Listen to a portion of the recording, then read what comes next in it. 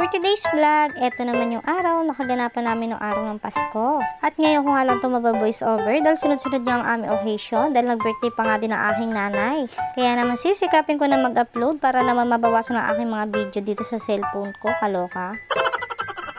At going back na nga po tayo dito sa video. Ito lang din talaga yung masarap kinabukasan ng Pasko. Talaga nagsasama-sama kami dito sa labas para kumain.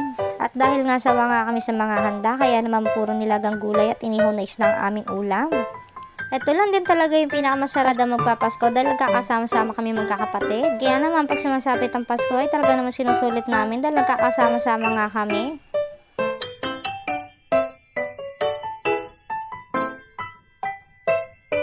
At nung gabi nga ay nagkayayaan naman kami lumabas para mamasyal ang pamilya.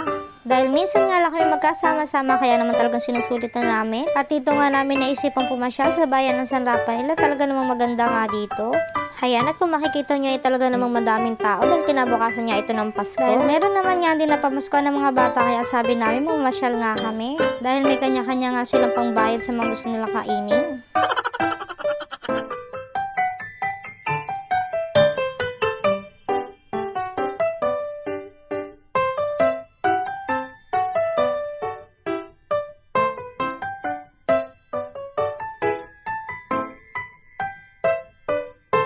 At heto nga, nakita nga namin si Santa Claus. Sabi nga namin, ay picture-picture nga muna kami dito. Sa sobrang dami nga ng tao, hindi nga namin alam kung saan kami pupwesto dahil lahat yata ay puno. Kaya naman sabi namin ay mag-picture-picture na nga lang at mag-iikot na nga kami at hahanap kami ng pwedeng makainan.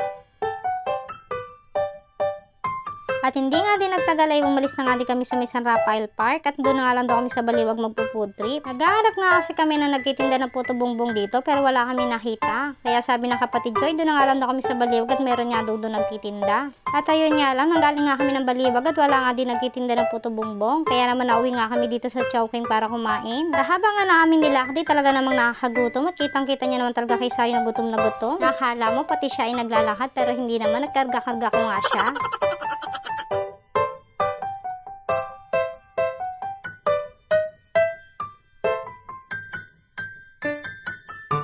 Siya, hanggang dito na lang. Thank you for watching. God bless.